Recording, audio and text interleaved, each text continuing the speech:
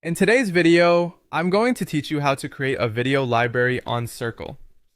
So, this process is straightforward and user-friendly, making it an excellent way to organize and share your video content within your community.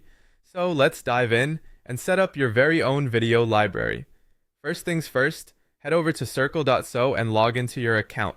If you haven't used Circle before, make sure your login credentials are handy. Once you're in, direct your attention to the left sidebar. Here you'll find the option labeled Spaces. Click on it and then go ahead and click on Create Space. This is where your video library will live, acting as a hub for all your multimedia content. At this point, you'll be prompted to select the space type. Make sure to choose Video Library among the options available. This ensures that your space is optimized for hosting and showcasing videos, making them easily accessible for your audience.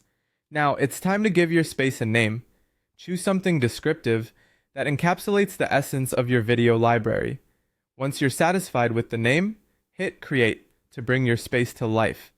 With your video library created, let's populate it with content.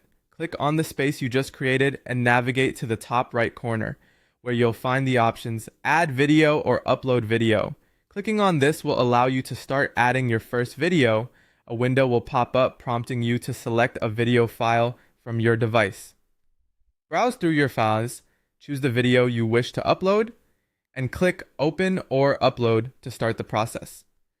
Once your video is successfully uploaded, it's important to add some details for context and searchability. Add a title, a brief description, and relevant tags to your video. These elements make it easier for your audience to find and understand the content. After filling in these details, click Save or Post to make it available within your space.